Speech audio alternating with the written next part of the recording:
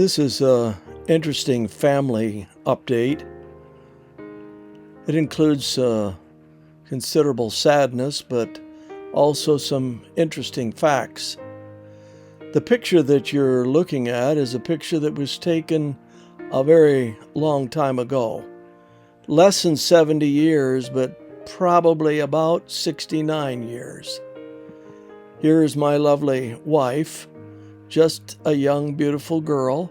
Next to her, cousin Steve, and down in front of her, her sister Rhonda, brother Gary, and there's Dorch, cousin, and then Genda. We were attending Genda's funeral service, but more about that in a minute. Here's Aunt Elaine, Jan's mom, Jan's dad,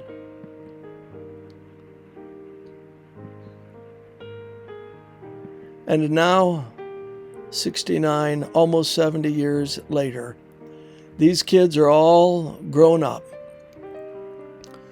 That's what happens with time. Time passes, and so do we. After the service, a picture of my lovely wife and two of the cousins, Nelda and cousin Sandy. Now this brings me to another thing of time, unrelated and yet related.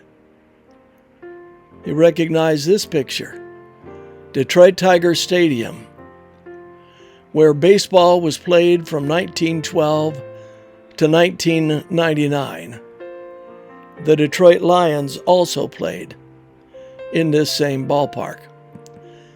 If you don't remember, it's on the corner of Michigan and Trumbull. Ernie Harwell used to broadcast from this great stadium. And my wife and I attended baseball games here before we were married.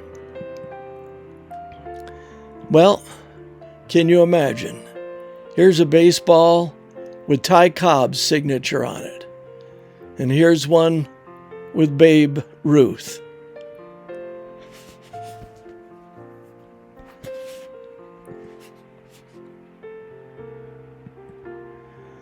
Where did I find these? We left Dayton, where we're living, and drove through North Carolina, down into Georgia, to Clarksville, Georgia, to the Hillside Memorial Chapel and Gardens. And here I found a baseball signed by Gerald R. Ford. Gerald Ford was the President of the United States, elected by the folks of Kent County, Michigan. He attended school at South High School, about 3 blocks from where I grew up. And here's one with Jimmy Carter's signature on, another president. There's one with Ty Cobb and another name. Here's a picture of New York Yankees, 1961 World Champions. Mickey Mantle, New York Yankees. All of this and more. I didn't really have a lot of time because we were getting ready to go in to the visitation. Here's another picture, and I'm going to come up closer to this one. It's got both Babe Ruth and Ty Cobb on the same baseball. Wow, what a deal. And then Ted Williams. My baseball mitt had Ted Williams' name on it. This is not a baseball player, but it says best wishes, and it's signed Marilyn Monroe. Here's another baseball signed by Babe Ruth. And a championship ring is there. all in this display cabinet. Down the way, something else I found interesting. This placard below the actual document. Abraham Lincoln, 16th President, 1809 to 1865. April 1, 1862, a land grant was issued to Alonzo P. Tilden of Saginaw County, Michigan. It involved 240 acres in East Saginaw County, Michigan. Secretary signed by William Stoddard, 1835 to 1925. Stoddard served as Secretary of Land Patents from 1861 to 1864 and made the first copy of the draft of the Emancipation Proclamation. Following the war, Stoddard became a writer and published over 25 major works. But the document in question is here pictured and framed. This is actually a certificate of a land grant, as we just read, and there it is in its setting where it resides, in front of a picture of Abraham Lincoln. As we look closer, we see Alonzo P. Tilden's name up there, and we see the name of Abraham Lincoln,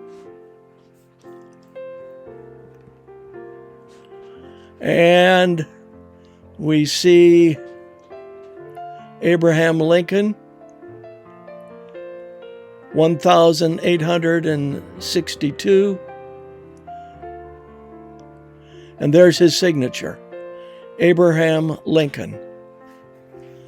As I look at that signature, it's large, it's sweeping, it's open, and it ends uphill on each signature of first name and last name.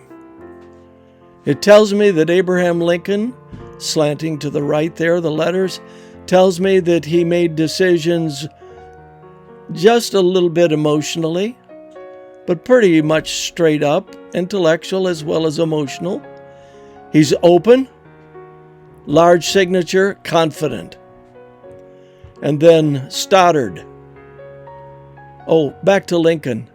No breaks whatsoever, indicating that he completed the tasks that he started. And we know that to be the case. And then there is Stoddard's signature with the D ending down. It could have curved and gone up like the N in Lincoln at the end, or the M in Abraham Lincoln. So maybe Stoddard was a little bit down about life at the time. Okay, so a little bit closer, a little bit of information there. So there you have it. I thought it was interesting. There was so much more there. It's a bit of a museum, a passing of time. And that's what we were there for, as we remembered the passing of our dear cousin. So sad, but it is life. Genda Williams Derrick. May she rest in peace.